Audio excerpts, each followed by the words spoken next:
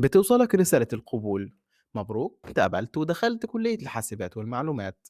بتحس إنك خلاص كده حققت أول خطوة وإن أصعب جزء عدى.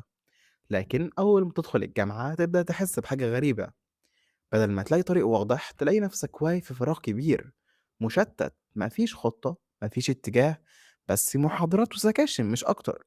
كمية معلومات كبيرة في أجزاء متفرقة. تبدأ تكتشف إن دخولك كلية حاسبات مش معناه إنك هتبقى مهندس برمجيات.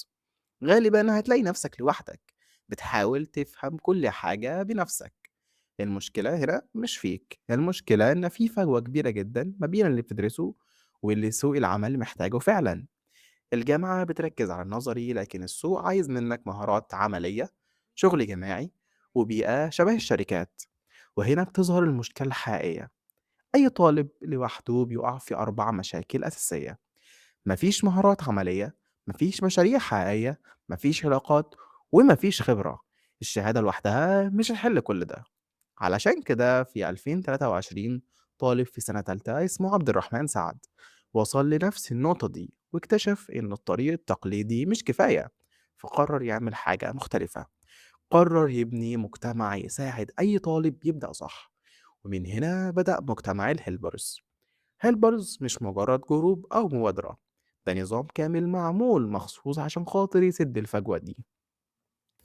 والمسار واضح: بتبدأ بالكامبس، بعدها السيشنز، تشتغل على تاسكات، تتقيم من خلال الكوزس، تدخل على الكونتست، وفي الآخر بتبني بروجيكتس حقيقية. كل خطوة بتبني على اللي قبلها لحد ما المعرفة تتحول لمهارة فعلية. بدل ما تمشي عشوائي بتمشي في طريق واضح ومعاك ناس عندها نفس هدفك. النظام ده مش ماشي لوحده، ده وراه منظومة كاملة من الفرق. فريق الكونتيستس بيركز على التفكير وحل المشاكل. فريق البروجيكتس بيشرف على مشاريعك ويطورها. فريق الكويز بيتابع مستواك أسبوعيا. وفريق المنتورز بيوجهك في كل خطوة.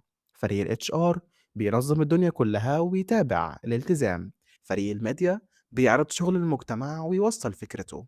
كل فريق ليه دور، لكن كلهم شغالين لهدف واحد: يطلعوا طالب جاهز لسوق العمل.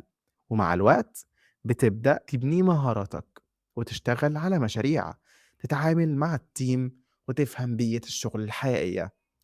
بتخرج مش بس بشهادة، لكن بملف قوي يثبت إنك تقدر تشتغل.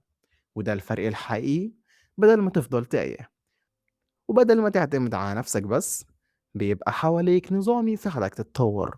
وفي الآخر الموضوع بسيط: قدامك اختيار، يا إما تستنى ال4 سنين يعدوا وتستنى نتيجة، يا إما تبدأ دلوقتي وتبني نفسك بإيدك. الخطة موجودة والطريق واضح. ابدأ رحلتك مع هيلبرز.